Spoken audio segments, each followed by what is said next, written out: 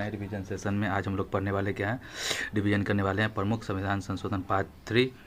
तो देखो संविधान संशोधन तो हम लोग ऑलरेडी कर चुके हैं, उसके बाद आयोग वगैरह कर चुके हैं, ठीक है, इमरजेंसी वगैरह कर चुके हैं पार्ट 2 में। आज देखते हैं कि हम लोग को क्या रिवीजन करना है, ठीक है। PDF एक बार ओपन हो जाए।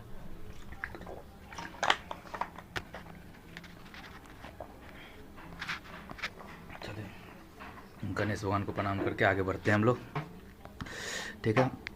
और क्या कहते हैं कि 18 अभी 18th लोकसभा चुनाव का नतीजा आ गया और क्या बोलते हैं कि आ गया, और क्या बोलते हैं कि नरेंद्र मोदी जी तीसरी बार कंजिक्यूटिव तरीके से भारत के प्रधानमंत्री बने हैं, ठीक है। उनका जो मंत्रिमंडल है उसको थोड़ा सा हम लोग देख लेंगे, गायत्री मंत्र में दिया हुआ है, ठीक है।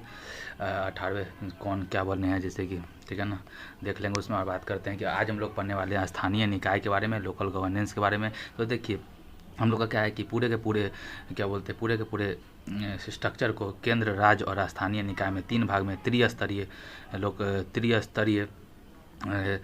लोकतांत्रिक विकेंद्रीकरण किया गया है, ठीक है ना। डेमोक्रेटिक डिसेंट्रलाइजेशन किया गया है। सबसे टॉप पे केंद्र है, उसके बाद राज्य, उसके बाद स्थानीय निकाय है। तीन स्तरीय शासन व्यवस्था है हम लोग के पास, ठीक है ना। और स्थानीय निकाय का जनक, स्थानीय निकाय देने वाले के जनक का नाम क्या था, रिपन था। 1882 ईस्वी में अधिकार पत्र दिया, ठीक है ना। तो क्या बोलते हैं कि जनक थे, क्या होता है, स्थानीय निकाय के जनक किनको कहा जाता है, रिपन को कहा जाता है। 1882 में अधिकार पत्र पर इन्होंने ये किया। 2 प्रकार का क्या बोलते हैं कि स्थानीय निकाय होता है, एक होता है रूरल जिसको ग्रामीण बोलते हैं, एक होता है अर्बन जिसको शहरी बोला जाता है, ठीक है। तो रिपन साहब जो थे ना 1882 में अधिकार पत्र जिसको मैग्ना कार्टा कहा जाता है उन्होंने दिया, ठीक है। आगे बात करते हैं कि लोकतांत्रिक विकेंद्रीकरण जिसको डेमोक्रेटिक डिसेंट्रलाइजेशन कहा जाता है। शक्ति का बंटवारा निचले स्तर तक हो सके। डिसेंट्रलाइजेशन का मतलब होता है कि शक्ति का बंटवारा निचले स्तर तक हो, ठीक है। आगे बात करते हैं पंचायती राज का। तो संविधान के अनुसूची 11 में, ठीक है ना, टोटल 29 विषय रखा गया है। और भाग 9 में 243 से 243 ओ तक 243 से 243 ओ तक हम लोग पंचायती राज के बारे में बात करते हैं, ठीक है ना। तो संविधान में कहाँ पे इसकी चर्चा है, तो एक तो अनुसूची 11 में जिसमें कि 29 विषय है, और भाग 9 में 243 से 243 ओ के बीच में, ठीक है। और एक आर्टिकल 40 है, आर्टिकल 40 DPSP महात्मा गांधी के ही विचारधारा पे ग्राम पंचायत का गठन किया जाएगा, ऐसा कहा गया है DPSP में, directive principle of state policy में, ठीक है ना। तो आर्टिकल नंबर 40 में भी क्या बोलते हैं ग्राम पंचायत का गठन का चर्चा है, जो कि DPSP में महात्मा गांधी जी का जो ग्राम स्वराज का जो कुछ ये था अवधारणा, उसी के बेस पर, ठीक है। 2 अक्टूबर 1952 को फर्स्ट पंचवर्षीय योजना के दौरान 2 अक्टूबर 1952 को फर्स्ट पंचवर्षीय योजना के दौरान सामुदायिक विकास कार्यक्रम, ठीक है, क्या बोलते हैं कि सामुदायिक विकास कार्यक्रम का शुरुआत हुआ। और इसके लिए एक नए पोस्ट का सृजन किया गया जिसको BDO बोला जाता है, ब्लॉक डेवलपमेंट ऑफिसर, ठीक है। बात करते हैं कि इसकी समीक्षा के लिए, ठीक है ना, इसकी समीक्षा के लिए सामुदायिक विकास कार्यक्रम की समीक्षा के लिए 1957 में क्या हुआ, 1857 का क्रांति हुआ था, उसके 100 साल बाद तो 1957 आ जाएगा। तो बलवंत राय मेहता समिति का गठन किया गया, बलवंत राय मेहता समिति का गठन किया गया, ठीक है, 1957 में, ठीक है। और इन्हीं के अनुशंसा पे त्रिस्तरीय पंचायती राज का शुरुआत किया गया था। देखिए पंचायती राज का क्या होता है, संविधान में चर्चा कहाँ है, तो अनुसूची नंबर 11 में है, तो जिसमें 29 टोटल विषय है। और भाग 9 में आर्टिकल नंबर 243 से 243 ओ तक इसकी पंचायती राज का क्या बोलते हैं कि चर्चा है। बात करते हैं आर्टिकल नंबर 40 में, DPSP में महात्मा गांधी की अवधारणा पे ग्राम पंचायत का गठन का चर्चा आर्टिकल नंबर 40 में है। 2 अक्टूबर 1900 गांधी जी की जयंती के दिन 1952 में, ठीक है, फर्स्ट पंचवर्षीय योजना के दौरान सामुदायिक विकास कार्यक्रम का शुरुआत किया गया। और इसकी समीक्षा के लिए, ठीक है, इसकी समीक्षा के लिए 1957 में, ठीक है ना, जो कि 1857 की क्रांति के 100 साल बाद 1957 में बलवंत राय मेहता समिति आया, जिसके अनुशंसा पर त्रिस्तरीय पंचायती राज व्यवस्था का शुरुआत किया गया। आगे बात करते हैं ग्राम सभा। ग्राम सभा होता क्या है, तो गाँव के सभी रजिस्टर्ड वोटर को ग्राम सभा कहा जाता है, ठीक है ना। गाँव के सभी रजिस्टर्ड वोटर को क्या बोलता है, ग्राम के सभी रजिस्टर्ड वोटर को ग्राम सभा कहा जाता है, ठीक है। और क्या बोलते हैं कि ग्राम सभा में क्या होता है, ग्राम पंचायत होता है, 3 भागों में बांटा गया है, ग्राम पंचायत, ठीक है ना, एक ब्लॉक होता है तो ब्लॉक पंचायत समिति और जिला, ठीक है। तो एक ग्राम के हिसाब से पता है पूरे के पूरे 3 भागों में बांटा गया, एक तो ग्राम पंचायत हो गया, ग्राम में ग्राम पंचायत हो गया, ब्लॉक पे पंचायत समिति हो गया और जिला में जिला परिषद हो गया, ऐसे करके, ठीक है। तो 2 अक्टूबर 1959 को 2 अक्टूबर 1959 को नागौर के राजस्थान के नागौर जिले में पंडित जवाहरलाल नेहरू ने पहली बार त्रिस्तरीय पंचायती राज सिस्टम का शुरुआत किया। कब? 2 अक्टूबर, गांधी जी के जयंती के दिन ही, ठीक है। तो 2 अक्टूबर 1957 को तो बलवंत राय मेहता समिति के सिफारिश पर त्रिस्तरीय पंचायती राज व्यवस्था का शुरुआत हुआ था। और सबसे पहला राज्य कौन था जो त्रिस्तरीय पंचायती राज व्यवस्था को स्वीकार करने वाला?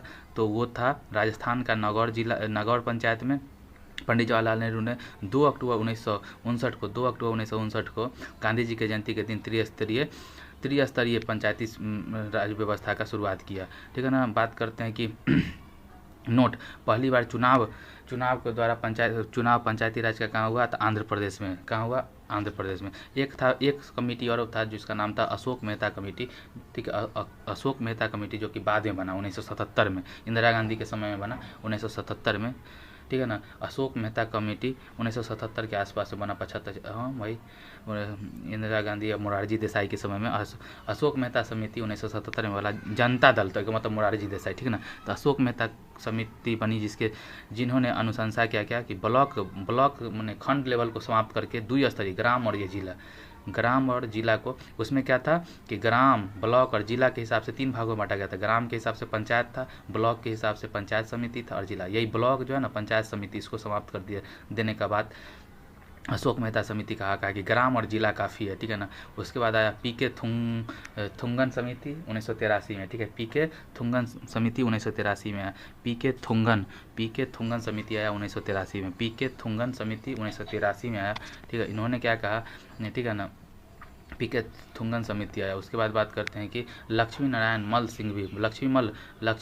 सिंघवी को कमेटी आया स्थानीय निकाय पर, ठीक है ना। लक्ष्मी मल सिंघवी कमेटी स्थानीय निकाय पर आया। और क्या होता है कि स्थानीय निकाय को संवैधानिक मान्यता दे दिया गया, ठीक है ना। तो लक्ष्मी नारायण क्या है बोल रहे हैं बार बार, लक्ष्मी मल सिंघवी कमेटी आया और संवैधानिक मान्यता दे दिया गया पंचायती निकाय को, जिसमें 73वां संविधान संशोधन 1992 से पंचायती राज में अनुसूची 11 में जोड़ा गया और भाग 9 में भी जोड़ा गया 243 से 243 ओक का, ठीक है। और बात करते हैं कि नगरीय निकाय को 74वां संविधान संशोधन 1992 के द्वारा, ठीक है, 93 में लागू किया गया था। 1993 में अनुसूची नंबर 12 में जोड़ा गया, जिसमें 18 विषय था, उसमें 29 विषय, इसमें 18 विषय, ठीक है ना। और भाग 9A में 243 पी से 243 ZG तक। अब बात करते हैं कि सहकारी समिति क्या कहते हैं, 9B आ जाएगा, उसमें क्या था 243 ZGH से ZT तक आ जाएगा। बात समझ में आ गया। और 24 अप्रैल 1993 को इसको पारित किया गया। तो 2010 से, ठीक है ना, 2010 से 24 अप्रैल को पंचायती राज दिवस मनाते हैं, ठीक है। 24 अप्रैल को क्या होता है, पंचायती राज दिवस मनाते हैं। आगे बात करते हैं कि नोट, महिलाओं को कम से कम 33% आरक्षण, ठीक है ना, महिलाओं को कम से कम 33% आरक्षण देने का बात राजस्थान ने 2008 में किया, ठीक है ना। नोट में क्या सब लिखवाया है कि महिलाओं को कम से कम 33% आरक्षण मिलना चाहिए। राजस्थान ने 2008 में क्या किया कि पंचायती राज में महिलाओं को 50% आरक्षण दे दिया, ठीक है। राजस्थान इसमें आगे था। 2008 में क्या किया राजस्थान ने, पंचायती राज में महिलाओं को 50% आरक्षण दे दिया। बात करते हैं महत्वपूर्ण अनुच्छेद का, जो कि स्थानीय स्वशासन के, जैसे कि नगरीय और क्या बोलते हैं कि स्थानीय में क्या बोलते हैं पंचायती राज और नगर निगम में कौन कौन सा इंपॉर्टेंट अनुच्छेद है उसको पढ़ लेते हैं। 243 जी, तो जी से होता है जी से क्या हो गया पार्ले जी, तो पार्ले जी ऐसे याद कर लीजिए, पार्ले जी। तो जी से क्या होगा पार्ले माने पावर क्या है, पंचायती राज की शक्ति का बात इसमें है 243 जी में, 243 जी में, ठीक है ना। बात करते हैं कि पंचायती राज का शक्ति का बात कहा गया, चर्चा है, जो जिसमें 29 विषय की चर्चा इसी में है। आई से हो गया, आई से क्या हो जाता है इनकम हो जाता है, तो क्या होता है 243 आई में ग्रामीण राज्य वित्त आयोग का बात किया गया। राज्य वित्त आयोग का चर्चा किसमें 243 आई में। 243 के में क्या हो जाता है, के में के में क्या हो जाएगा, चुनाव हो जाएगा ना, चुनाव। तो राज्य निर्वाचन आयोग का चर्चा 243 के में है, ठीक है। और 243 वाई में क्या है, 243 वाई में नगरीय निकाय वित्त आयोग का चर्चा है। वाई इल्ड माने होता है ना, इल्ड, तो वही कमाई हो गया, वित्त आयोग। 243 जेड ए से क्या हो जाएगा, अर्बन बॉडी निर्वाचन आयोग, जेड ए, ठीक है। और 243 जेड डी जिला आयोजन समिति का बात क्या है। तो देखिए ऐसे याद कर लीजिए, जीके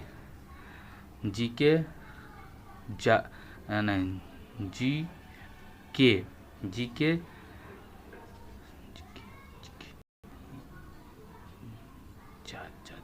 यादव ऐसे याद कर लीजिए, जीके यादव ऐसे कर दीजिए, GIKYZD, ठीक है। तो जीके से क्या हो जाएगा, जी तो पावर का बात है, पंचायत का। तो शुरू का 3 हो गया ग्रामीण, क्या बोलते हैं कि पंचायती राज से रिलेटेड, लास्ट का 3 हो गया नगरीय निकाय से रिलेटेड। तो जी से क्या हो गया, पंचायत राज की शक्ति, 29 विषय का चर्चा है। आई से हो गया ग्रामीण राज्य वित्त आयोग का चर्चा है इसमें, ठीक है। के से हो गया राज्य निर्वाचन आयोग का चर्चा है 273। वाई से नगरीय निकाय वित्त आयोग की चर्चा है। जेड ए से निर्वाचन आयोग अर्बन बॉडी का चर्चा है। बात करते हैं जेड डी से हो गया जिला आयोजन समिति, जेड डी में है, ठीक है। आगे बात करते हैं कि पंचायती राज त्रिस्तरीय का क्या है। तो देखिए सबसे पहले तो देखिए स्तर क्या है, ग्राम स्तर, खंड स्तर और जिला स्तर। 3 स्तर है, ग्राम स्तर, खंड स्तर जिसको ब्लॉक स्तर और जिला स्तर। संस्था क्या है, ग्राम पंचायत, पंचायत समिति, ग्राम पंचायत हो गया, फिर पंचायत समिति हो गया, फिर जिला परिषद हो गया। ग्राम पंचायत, पंचायत समिति, ग्राम पंचायत, पंचायत समिति और जिला परिषद, ठीक है ना। इसके अध्यक्ष और सदस्य को क्या बोला जाता है, अध्यक्ष को सरपंच बोला जाता है, अध्यक्ष को सरपंच और बाकी को पंच, ठीक है। उसी तरीके से खंड में प्रधान होता है और डायरेक्टर होता है, प्रधान और डायरेक्टर। और जिला पे जिला प्रमुख या पार्षद होता है, जिला प्रमुख या पार्षद, ठीक है। तो बात करते हैं कि जैसे कि लोकल बॉडी में क्या होता है कि पंचायती राज में क्या होता है कि सरपंच, तो उसमें पंच होता है, ठीक है। इसमें प्रधान, उसमें डायरेक्टर, इसमें जिला प्रमुख, तो उसमें पार्षद, ठीक है। नगर निगम नगर में, ठीक है। नगर निगम में क्या होता है, पार्षद और डायरेक्टर और पंच, और इसमें हो जाता है पंचायत में सरपंच, प्रधान और जिला प्रमुख। और निर्वाचन के लिए कौन कौन होता है, सरपंच या पंच प्रत्यक्ष रूप से चुनाव करते हैं, ठीक है ना। सरपंच और पंच के लिए प्रत्यक्ष रूप से चुनाव होता है, डायरेक्टर का प्रत्यक्ष रूप से होता है और प्रधान का अप्रत्यक्ष रूप से होता है, अप्रत्यक्ष रूप से होता है, ठीक है, अप्रत्यक्ष रूप से। बात करते हैं पार्षद का, ठीक है। पार्षद का बात करें तो पार्षद का प्रत्यक्ष रूप से और जिला प्रमुख का अप्रत्यक्ष रूप से, ठीक है ना। पार्षद का प्रत्यक्ष रूप से, जिला प्रमुख का अप्रत्यक्ष रूप से होता है। तो जिला प्रमुख जितना भी बनते हैं वो अप्रत्यक्ष रूप से, और पार्षद का प्रत्यक्ष रूप से, डायरेक्टर का प्रत्यक्ष, प्रधान का अप्रत्यक्ष, ठीक है। और सरपंच का प्रत्यक्ष, सरपंच और सरपंच दोनों का प्रत्यक्ष रूप से होता है, ठीक है। तो इसमें प्रधान और जिला प्रमुख दोनों का अप्रत्यक्ष होता है। आगे बात करते हैं, ठीक है। इसमें आपको सर बताए हैं कि अपने अपने स्टेट का ना विधानसभा कितना है, लोकसभा में सीट कितना है, क्या बोलते हैं कि लोकसभा में कितना सीट है, ठीक है। क्या बोलते हैं कि लोकसभा, राज्यसभा और क्या बोलते हैं विधानसभा, विधान परिषद में कितना कितना सीट है, सब अपना अपना देख लेगा। आगे बात करते हैं पीसा के बारे में, समझते हैं कि पीसा क्या है। पीसा क्या है, पंचायती राज अनुसूचित क्षेत्रों तक विस्तार, ठीक है ना।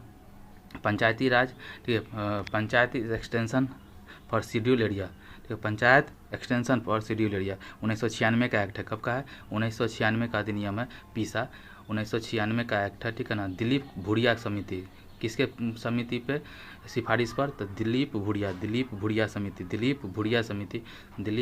समिति पीसा, ठीक है। पंचायती राज अनुसूचित क्षेत्रों तक विस्तार, के लिए पीसा लाया गया था, ठीक है ना। Panchayat extension for schedule area 1996 में दिलीप भुड़िया समिति द्वारा, ठीक है ना। यूपीएससी में सवाल पूछा गया था, ठीक है।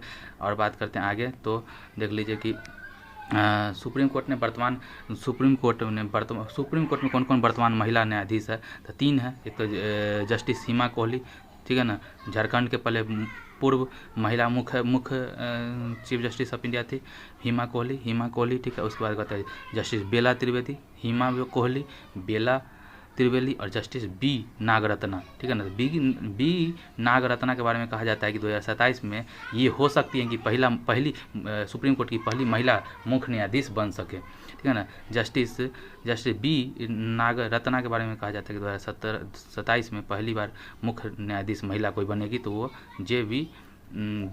जस्टिस बी नागरत्ना बन सकती हैं। बात करते हैं बिल, विधेयक के बारे में बात करते हैं कि बिल कितने तरह का होता है, क्या होता है, थोड़ा सा देखते हैं। एक तो होता है सरकारी विधेयक, पब्लिक बिल होता है। उसमें क्या होता है, केवल मंत्री द्वारा अगर जो पेश किया गया है तो वो बिल सरकारी बिल होगा। निजी विधेयक, प्राइवेट बिल क्या होता है, अगर अन्य सभी MP MLA द्वारा जो पेश किया जाता है विधेयक, उसको निजी विधेयक कहा जाता है, बिल, ठीक है। और धन, एक होता है धन विधेयक, मनी बिल, अगर राष्ट्रपति के पूर्वानुमति से जो बिल लाया जाता है उसको धन विधेयक कहा जाता है। 110 में इसकी चर्चा है, कितना, आर्टिकल नंबर 110 में। सबसे पहले इसको लोकसभा में पेश किया जाएगा। कोई बिल मनी बिल है कि नहीं ये स्पीकर डिसाइड करते हैं और राष्ट्रपति का साइन करना इस पर बाध्य होता है। आगे बात करते हैं कि एक होता है संविधान संशोधन विधेयक, ठीक है। तो धन विधेयक और संविधान संशोधक विधेयक पर संयुक्त बैठक नहीं होता है, ज्वाइंट सिटिंग नहीं लाया जाता है, नहीं तो हमेशा लोकसभा जीत जाएगा और राज्यसभा पर लोकसभा भारी पड़ जाएगा, इसलिए नहीं लाया जाता है संविधान संशोधन। और क्या बोलते हैं कि मनी बिल पर कोई भी ज्वाइंट सिटिंग नहीं लाया जाता है। बात करते हैं संविधान संशोधन विधेयक, तो आर्टिकल नंबर 368 में संविधान संशोधन का चर्चा है, ठीक है। सबसे पहला सदन लोकसभा या राज्यसभा कोई भी हो सकता है, पावर लोकसभा राज्यसभा दोनों में बराबर है, ठीक है। ज्वाइंट सिटिंग नहीं ला सकते हैं, ज्वाइंट सिटिंग संविधान संशोधन में नहीं ला सकते हैं, ठीक है ना। बिल को लोकसभा राज्यसभा से पास करा कर फिर राष्ट्रपति का साइन कराना बहुत ज़रूरी हो जाता है, ठीक है। आगे बात करते हैं नोट, बजट हो गया, तो बजट विनियोग विधेयक और धन विधेयक होते हैं, ठीक है ना। कि बजट जो है ना, एक विनियोग विधेयक, धन विधेयक होता है। जो बजट हो गया, विनियोग विधेयक हो गया, ये सब धन विधेयक होता है। मान लीजिए कि मनी बिल है, पास नहीं हुआ तो सरकार के पास बहुमत नहीं है। अगर मान लीजिए कोई मनी बिल है, अगर वो पास नहीं हो पा रहा है, इसका मतलब क्या है कि उसका क्या होता है कि बहुमत नहीं है उसका सदन में, तो फिर उस पर क्या किया जाएगा, बहुमत साबित करवाना पड़ेगा फिर, ठीक है। अब बात करते हैं कुछ समिति का, बात कर लेते हैं कुछ समिति का, ठीक है ना। तो देख लेते हैं जस्टिस कुलदीप सिंह समिति, कुलदीप नायर समिति था ना, उसमें परिसीमन का बात किया गया था। जो चौथा परिसीमन हुआ था उसमें जस्टिस कुलदीप सिंह समिति ही था, ठीक है ना। डिलिमिटेशन, ठीक है ना, उसमें क्या हो गया था, संबंधित था संविधान के 82वां आर्टिकल में ऐसा कहा गया है। परिसीमन का चर्चा है किसमें, 82 में। तो देखिए 79, 80 और 81 में तो सरला हो गया। अगला 82 में कौन हो गया, परिसीमन का बात है। पहली बार कब, 1952 में, फिर 1962 में, फिर 1972 में, ठीक है। बस 3 बार हुआ है, चौथी बार 2002 में हुआ, ठीक है। तो ऐसे करके 52, 62, 72 सब में 2-2 है, 10-10 साल का अंतर है। 52, 62, 72 और 2002, ठीक है ना। 2026 तक कोई भी परिसीमन नहीं होगा, ठीक है। ऐसा 84वां संविधान संशोधन में कहा गया। 2026 में 84वां संविधान संशोधन के द्वारा बढ़ा दिया गया 2026 तक 84वां 84वां संविधान संशोधन के द्वारा 2026 के बाद परिसीमन होगा, क्योंकि साउथ इंडिया का पॉपुलेशन कंट्रोल करने के कारण प्रतिनिधित्व घट गया था। इस कारण से इंदिरा गांधी ने 1972 के जनसंख्या को ही बेस मान के परिसीमन अभी तक चलते आ रहा है। बात करते हैं इंद्रजीत कुमार समिति, चुनावी खर्च पर सरकार वहन करेगी 1998 में, ऐसा कहा गया था। ठीक है, इंद्रजीत गुप्ता समिति, ठीक है, इंद्रजीत गुप्ता समिति चुनावी खर्च सरकार वहन करेगी 1998 में, ऐसा कहा गया था। 1998 में ऐसा कहा था, चुनावी खर्च सरकार वहन करेगी 1998 में, ऐसा इंद्रजीत गुप्ता समिति की सिफारिश पर कहा गया था कि चुनावी खर्च सरकार वहन करेगी 1998 में कहा। दिनेश गोस्वामी समिति, चुनावी सुधार के लिए दिनेश गोस्वामी, ठीक है, चुनावी सुधार के लिए दिनेश गोस्वामी समिति, ठीक है ना। One nation one election Ramnath Kovind committee के लिए हो गया। इंद्रजीत गुप्ता जी के क्या अनुशंसा था कि चुनावी खर्च सरकार वहन करेगी 1998 का ये समिति था इंद्रगुप्त। कुलदीप सिंह समिति परिसीमन से रिलेटेड था, समझ में आ गया। आगे बात करते हैं विशेष प्रावधान का, बात क्या करते हैं विशेष प्रावधान, ठीक है ना। विशेष प्रावधान क्या है, तो देखिए विशेष प्रावधान के लिए क्या है कि कौन कौन सा राज्य है जो विशेष राज्य का है, तो देखो 371 में महाराष्ट्र, ठीक है ना, महाराष्ट्र गुजरात को विशेष प्रावधान मिला था 1971 से। फिर एक बाद है नागालैंड, उसके बाद असम, मणिपुर, आंध्र प्रदेश, तेलंगाना, फिर आंध्र प्रदेश केंद्रीय विश्वविद्यालय, फिर सिक्किम, मिजोरम, अरुणाचल प्रदेश, गोवा और कर्नाटक, ऐसे है। तो 1 से लेके 371 से लेके ए से लेके जे तक, तो 371 ए से जे तक है, 371 से लेकर 371 जे तक है, 371 से 371 जे तक है। टोटल कितना हो गया 1 2 3 4 1 2 3 4 5 6 7 8 9 10 11 राज्यों को विशेष विशेष प्रावधान दिया गया है। उसके बारे में इसको याद करने का एक ट्रिक था, देख लेते हैं। हम एक बार डाउनलोड किए थे, अगर होगा स्क्रीनशॉट में तो देख लेते हैं, अगर होगा तो ठीक है, देख लेते हैं एक बार। स्क्रीनशॉट में चलते हैं, एक बार हम डाउनलोड किए थे कभी ना कभी, एक बार अगर मिल जाता है तो उसको हम यहाँ पे क्या ट्रिक था, ट्रिक कुछ ट्रिक का था कुछ।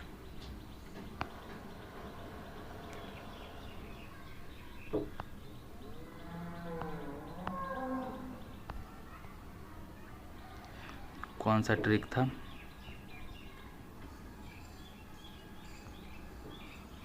एक मिनट रुकिएगा, थोड़ा सा खोज लें। एक ट्रिक हम सेव किए थे, इसका है क्या इसमें? इसमें तो नहीं दिख रहा है। ठीक है, तो एक बार देख लेते हैं कि 371 यहाँ पे सर्च मार लेते हैं। 371 ठीक ना, 371 विशेष, ऐसे लिख दीजिए, विशेष राज्य ट्रिक।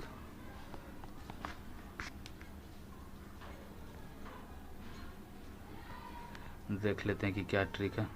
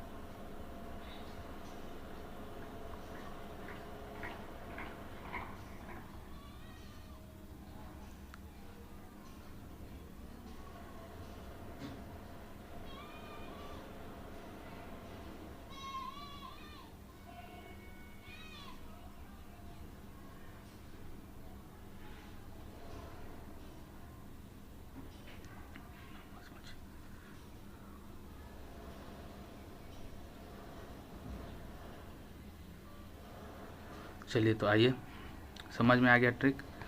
तो फटाक से हम लोग PDF पे वापस आते हैं। इसको याद करने का क्या ट्रिक हो गया कि पहले तो पहला वाला का क्या है, 371 में माता जी, तो माता जी हो गया, माने माँ से हो गया, माँ से महाराष्ट्र, गुजरात हो गया, माता जी से गुजरात, माता जी। नाम, तो नाम से नागालैंड हो गया, ए से लेकर जे तक लिख दीजिए। नाम, तो नाम से नागालैंड, ए से असम, एम से मणिपुर, तो नाम। ठीक है, आसमा, तो आ से हो गया आंध्र प्रदेश, सबसे ऊपर में, तो आंध्र प्रदेश तेलंगाना, आ डबल ए, तो आंध्र प्रदेश केंद्रीय विश्वविद्यालय, तो आ हो गया। स से सिक्किम, म से मिजोरम, आसमा। ठीक है, आपके बाद है आसमा, आपको बाद कहते हैं कि आसमा, नाम आसमा जी के। ठीक है, तो ये हो गया, जी से हो गया गोवा, IGHIJ, आपका जी के से हो गया कर्नाटक। ठीक है, तो ऐसे हो गया नाम आसमा जी, पहले हो गया माता जी, ठीक है, माता जी, और अगला हो गया नाम आसमा जी के। ठीक है ना, ऐसे करके याद कर लीजिए। ठीक है, आगे बात करते हैं MP लेट्स क्या होता है, member of parliament local area development scheme. MP lad का फुल फॉर्म क्या होता है, मेंबर ऑफ पार्लियामेंट। ठीक है, लोकल एरिया डेवलपमेंट स्कीम हो गया, लोकल एरिया डेवलपमेंट स्कीम हो गया। सांसद स्थानीय क्षेत्रीय विकास योजना हो गया। ठीक है, इसमें 5 करोड़ रुपया मिलता है 2 किस्त में क्षेत्र के विकास के लिए। ठीक है ना, 1993 में ये चालू हुआ था। कब हुआ था, 1993 में, 1993 में MP लेट आया था। ठीक है, आगे बात करते हैं इसको खर्च कैसे कैसे कर सकता है। MP 3 तरीके से इसको खर्च कर सकता है। अगर लोकसभा का MP है तो वो अपने लोकसभा क्षेत्र में खर्च कर ले, या फिर राज्यसभा का MP है तो निर्वाचित है तो वो राज्य में कहीं भी खर्च कर ले।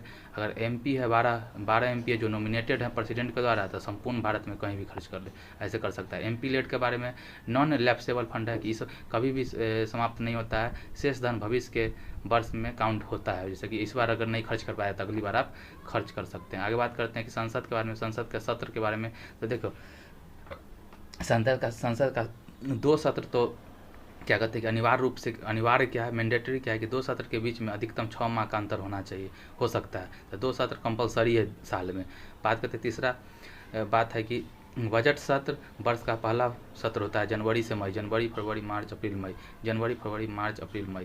तो जनवरी से लेकर मई तक बजट सत्र चलता है, जनवरी फरवरी मार्च अप्रैल मई, ठीक है। सबसे बड़ा सत्र यही होता है जनवरी से मई तक, ठीक है ना। राष्ट्रपति के द्वारा संबोधन अनिवार्य होता है, ठीक है ना। इसमें क्या होता है कि बजट सत्र में राष्ट्रपति के द्वारा संबोधन अनिवार्य रूप से होता है। उसके बाद करते हैं कि मानसून सत्र होता है जुलाई अगस्त में, जुलाई अगस्त जून जुलाई अगस्त चलता है मानसून। एक होता है शीतकालीन सत्र दिसंबर में, सबसे छोटा सत्र शीतकालीन सत्र ही होता है।